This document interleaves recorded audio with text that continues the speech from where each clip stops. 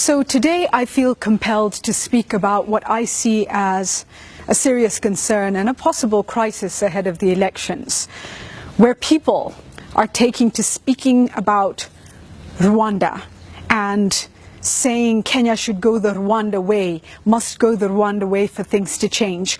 Last night on Twitter, a fellow posted this comment and it got me thinking, it got me upset, and we need to talk about this.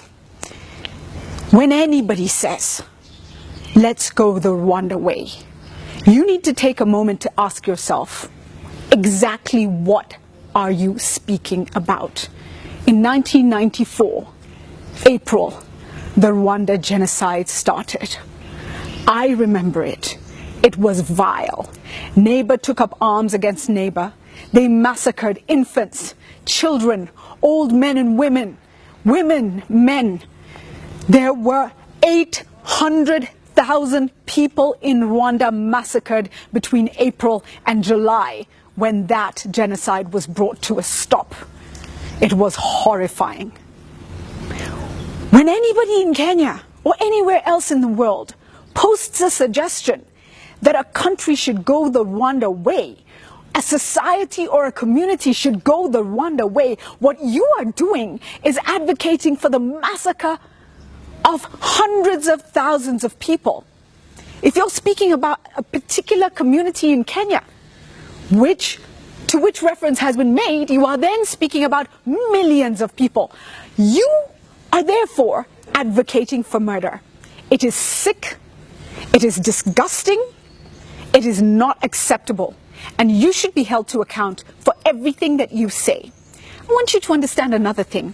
It's utterly inane, mindless, and unintelligent to use Rwanda as an example if you are advocating for the removal of a certain community. Why is that? Because in Rwanda, during the genocide, a small ragtag group supported by Uganda went into Rwanda and brought an end to that genocide. Paul Kagame was leading that group. As a result, 2 million perpetrators, aggressors in that violence, fled Rwanda as refugees. The aggressors did not win in Rwanda. They did not. The Tutsis who were targeted came together with the moderate Hutus. There was peace and reconciliation amongst those who were perpetrators.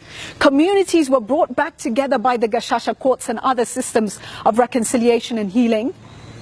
And things changed because of unity and togetherness, willingness to forgive on the part of the victims, not because the aggressors achieved anything. So I'll ask again, for you smart people out there who refer to the Rwanda way being the way forward, what on earth are you talking about? It's utterly foolish. Sometimes we need to be able to stop ourselves and just say, think about what you are saying. What does what you are saying mean? For anybody who has spoken these words or shared these thoughts on social media, you owe an apology for the people of Rwanda. You should apologize to President Kagame and everybody in Rwanda, or everybody who was affected by that genocide. I know many people who were made orphans in the 1990s during that genocide, who've rebuilt their lives, who are successful people today, and who still live with the scars of seeing their parents torn apart, their siblings torn apart.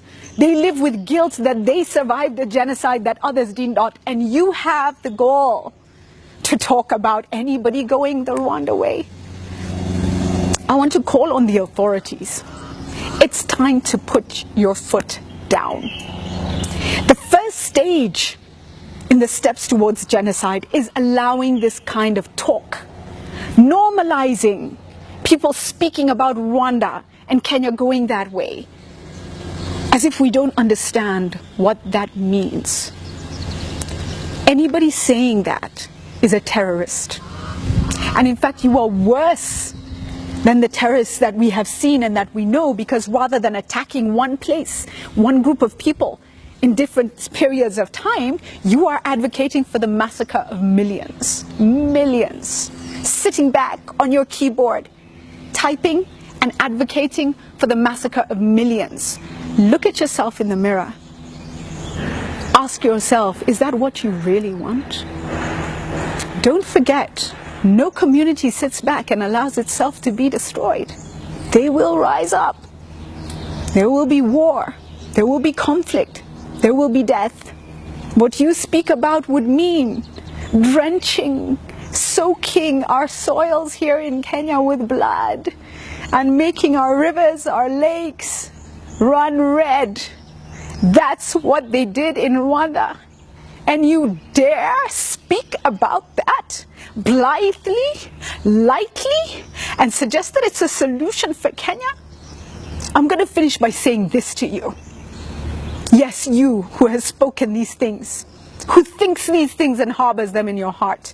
You sit and work in a workplace with all kinds of people and you smile at them. You share things, you take loans, you go for harambes, they lend you money. Your children play together at birthday parties.